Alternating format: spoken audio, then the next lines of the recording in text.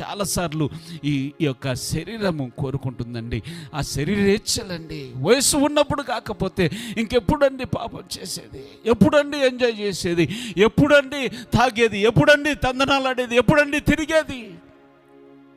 యవ్వనుడా, నీ యవ్వన కాలం ముందు నీ హృదయం ఎటు తిప్పితే అటు తిరుగు, ఎటు తిప్పితే అటు తిరుగు, ఎటు తిప్పితే అటు తిరుగు. కానీ ఒకటి గుర్తుపెట్టుకో, వీటన్నిటిని బట్టి తీర్పులోనికి నీవు రాబడతావు. నీకు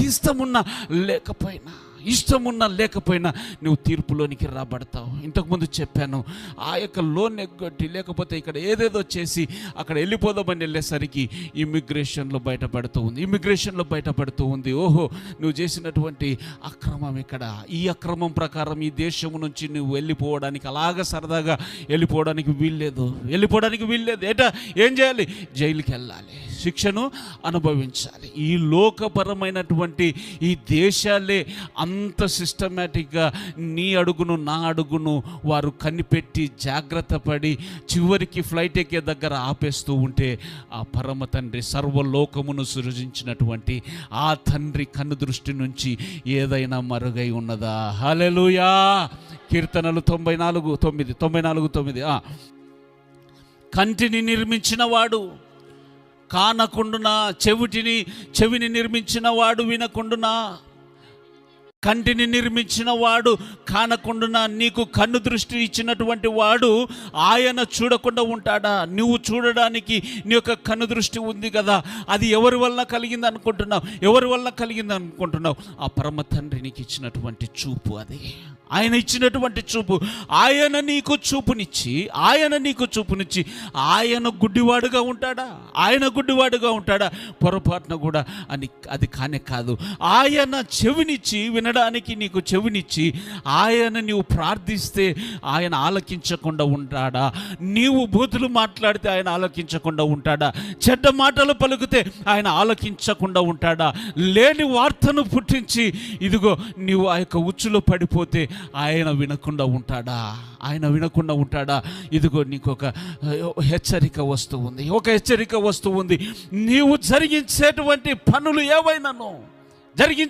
పనులు ఏవైనాను అవి మంచివైనా చెడ్డవైనా ఆయన న్యాయపీఠము ఎదుట నేను నిలబడి లెక్క అప్పచెప్పవలసినదే. దేహము ద్వారా చాలామంది ఈరోజు నా మనసుకు అయితే బాధ ఉంది కదండి. ఓన్లీ శరీరమే కదా కోరుకుంటున్నది. శరీరము కోరుకుంటుంది కాబట్టి ఆ శరీరము కనుక మట్టిలో కలిసిపోయింది. ఆ తర్వాత మనసు ఒక్కటే కదండి, ఆత్మ ఒక్కటే కదా. ఆత్మకైతే నేను మలినం అంటకుండానే బ్రతుకుతూనే ఉన్నాను. అందుకొరకు నా మనసులో బాధపడుతూ ఉంటానండి. పాపం చేసినప్పటికీ అయ్యో ఎందుకు చేశానని క్షమాపణ పొందుకుంటాను. బాధపడుతూనే పాపం చేస్తూ ఉంటాను.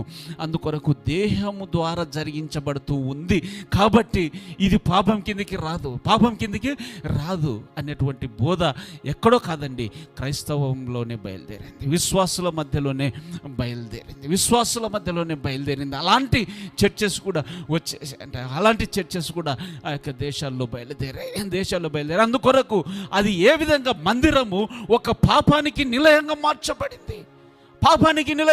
పరిశుద్ధతకు నివాస స్థలమైనటువంటి మందిరము పాపానికి నివాస స్థలముగా మార్చబడుతూ ఉంది. కారణం